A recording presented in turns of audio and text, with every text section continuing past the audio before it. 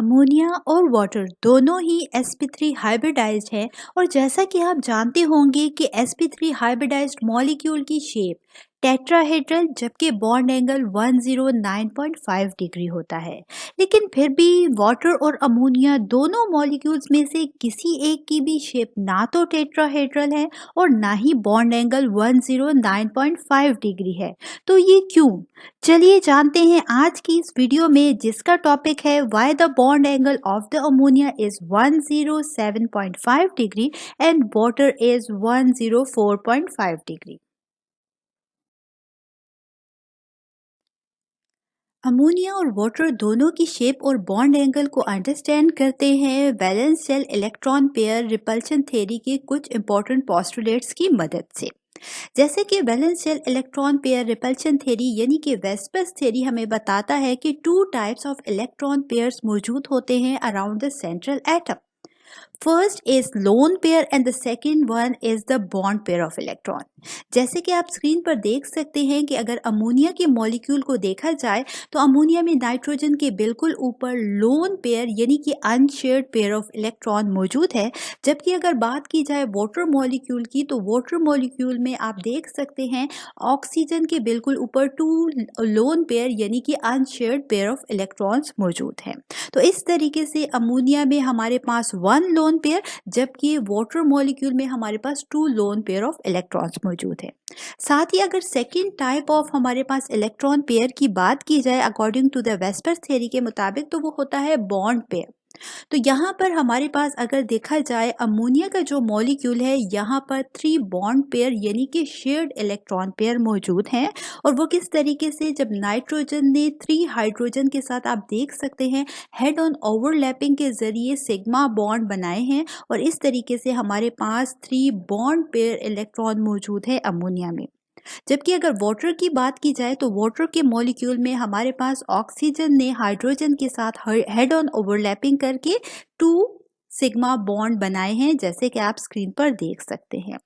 तो हमारे पास इस तरीके से अमोनिया की अगर बात की जाए तो वहां पर 1 lone pair and 3 bond pair of electrons मौजूद हैं। जबकि वाटर मॉलिक्यूल में हमारे पास 2 loan pair and 2 bond pair of electrons मौजूद है। चलिए जानते हैं कि हमारे पास किस तरीके से ये जो बॉन्ड एंगल है अमोनिया और वाटर का एक दूसरे से डिफरेंट क्यों है।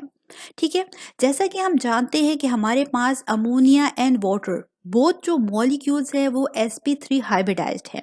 लेकिन फिर भी हमारे पास यहाँ पर अगर बात की जाए बॉन्ड एंगल की या शेप की तो वो नहीं है जो हमारे पास होनी चाहिए। जैसे कि हम जानते हैं कि जो sp3 हाइब्रिडाइज्ड मॉलिक्यूल्स होते हैं वहाँ पर शेप टेट्राहेड्रल और जो हमारे पास बॉन्ड एंगल होता है वो 109.5 डिग्री होता है। सबसे पहले तो हम ये देखते हैं, थोड़ा सा डिस्कस करते हैं कि किस तरीके से हम इजीली फाइंड आउट कर सकते हैं कि हमारे पास ये अमोनिया एंड वाटर मॉलिक्यूल जो है ये sp3 हाइब्रिडाइज्ड है।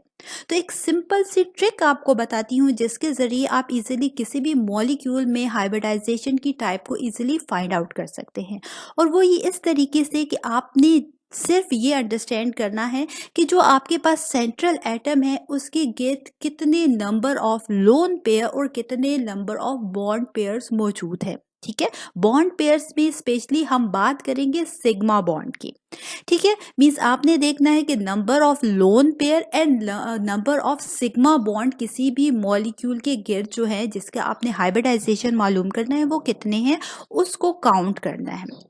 जैसे कि आप स्क्रीन पर देख सकते हैं और ऑलरेडी हमने डिस्कस भी किया कि हमारे पास अमोनिया के मॉलिक्यूल की अगर बात की जाए तो यहाँ पर 1 lone pair and 3 sigma bond मौजूद हैं। और इस तरीके से अगर इन दोनों के नंबर को सम अप किया जाए तो टोटल 4 हमारे पास बनता है।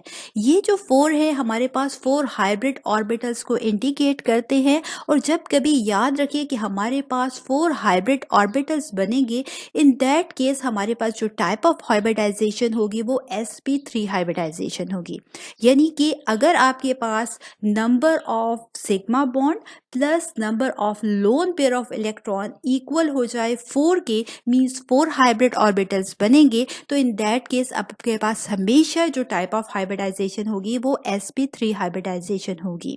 तो यही वजह है कि अमोनिया में sp3 हाइब्रिडाइजेशन है। अगर बात की जाए वाटर के मॉलिक्यूल की, तो अगेन यहाँ पर हमारे पास 2 सिग्मा बॉन्ड हैं, जो ऑक्सीजन और हाइड्रोजन ने हेड ऑन ओवरलैपिंग करके 2 सिग्मा बॉन्ड बनाए हैं, और इसी तरीके से हमारे पास 2 लोन पेयर ऑफ इलेक्ट्रॉन्स भी मौजूद हैं।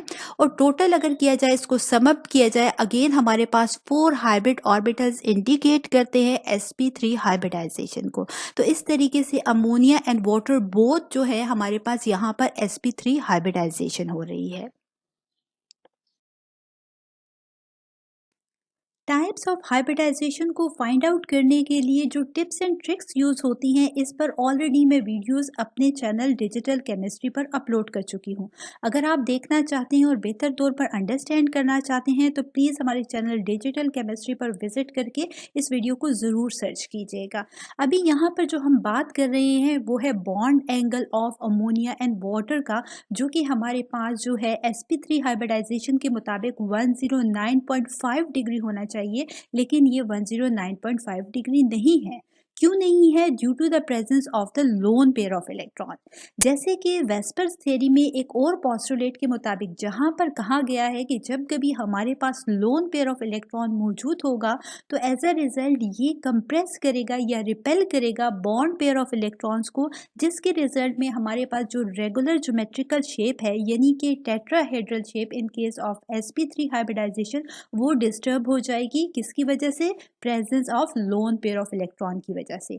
और साथ ही साथ वहां पर यह भी बताया गया है कि हमारे पास जब कभी लोन पेयर मौजूद होगा, means 2 loan pair of electrons होंगे, तो इस केस में रिपल्शन सबसे ज्यादा होगी। जैसे कि आप देख सकते हैं वाटर में हमारे पास 2 लोन पेयर ऑफ इलेक्ट्रॉन मौजूद है, यही वजह है कि यहाँ पर रिपल्शन काफी ज्यादा होगी।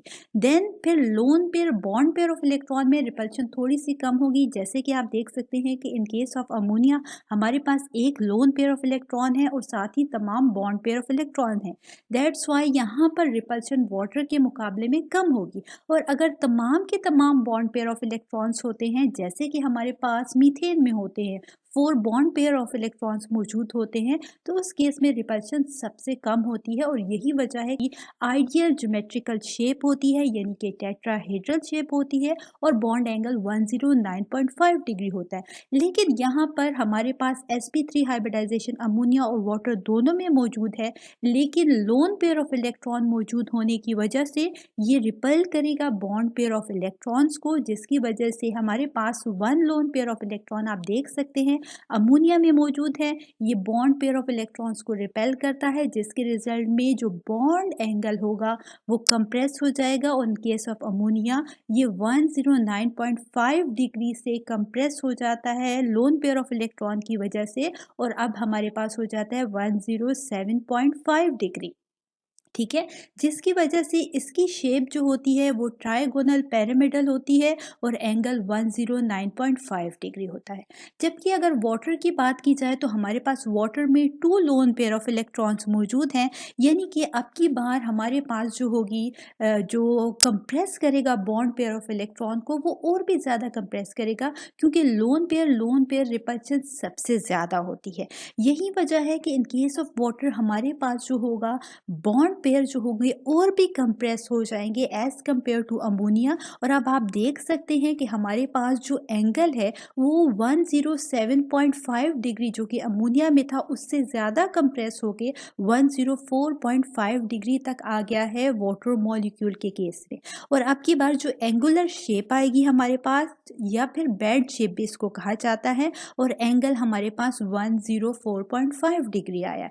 इन सिंपल वर्ड्स हम ये कहेंगे कि जितने ज़्यादा हमारे पास लोन पेयर ऑफ इलेक्ट्रॉन मौजूद होते हैं, उतना ही ज़्यादा वो कंप्रेस करता है बॉन्ड पेयर ऑफ इलेक्ट्रॉन को। एज अ रिजल्ट हमारे पास रेगुलर ज्योमेट्रिकल शेप डिस्टर्ब हो जाती है। और अब की बार अमोनिया में हमारे पास ट्राइगोनल पिरामिडल शेप और एंगल 107.5 डिग्री है, due to the presence of 1 lone pair of electron.